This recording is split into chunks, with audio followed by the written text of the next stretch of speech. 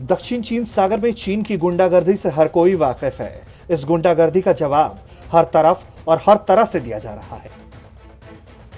America और चीन का तो रोजाना आमना सामना हो रहा है और दोनों देशों के जहाज एक दूसरे की ताक में हैं। कभी अमेरिका चीन पर हावी हो रहा है तो कभी चीन अमेरिका पर पलटवार की कोशिश करता है।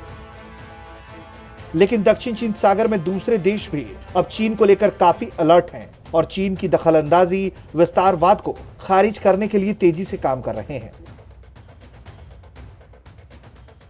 इसी कड़ी में ऑस्ट्रेलिया ने चीन के खिलाफ एक बड़ी चाल चली। ऑस्ट्रेलिया ने संयुक्त राष्ट्र में एक घोषणा पत्र देकर कहा कि दक्षिण चीन सागर के 2 विवादित आइलैंड चीन के क्षेत्र नहीं है। दक्षिण चीन सागर के विवादित क्षेत्रों में चीन के हक का अमेरिका पहले से ही विरोध करता रहा है।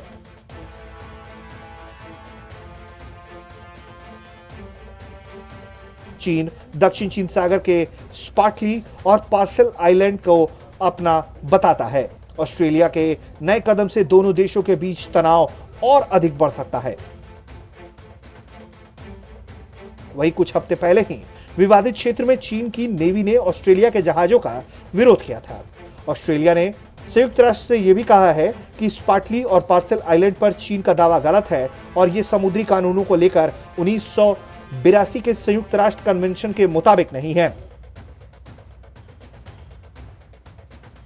ऑस्ट्रेलिया और चीन में तनाव तब बढ़ना शुरू हुआ जब ऑस्ट्रेलिया के प्रधानमंत्री स्कॉट मॉरिसन ने कोरोना वायरस की उत्पत्ति को लेकर जांच की मांग कर दी। इसके बाद से चीन ने ऑस्ट्रेलिया से आयात होने वाले सामानों पर टैरिफ बढ़ा दिया।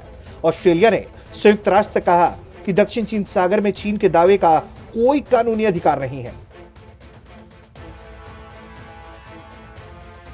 ऑस्ट्रेलिया अंतर्राष्ट्रीय पानी में ऐसे किसी भी दावे को खारिज करता है। वहीं ऑस्ट्रेलिया के विदेश मंत्री और रक्षा मंत्री रविवार को वॉशिंगटन के दौरा करने वाले हैं, जहां दोनों मंत्रियों की मुलाकात अपने अमेरिकी समकक्षों से होगी। इस दौरान चीन के खिलाफ नई रणनीति पर चर्चा अहम विषय हो सकता है। कोरोना वायरस और दक्षिण चीन सागर को लेकर अमेरिका और चीन के संबंध पहले से ही खराब हैं और बीते कुछ महीनों में हालात बहुत बुरे हो गए हैं। अब अमेरिका अपने तमाम सहयोगी देशों से अपील कर रहा है कि चीन के खिलाफ वो कड़ा रुख अपनाए और दक्षिण चीन सागर में चीन के विस्तारवाद पर वो लगाम लगाए। ऐसे में तमाम देशों की गोलबंदी चीन को लेकर आने वाले दिनों में उसे सबक सिखाने में कारगर भी हो सकती है। ब्यूरो रिपोर्ट, भारत तक।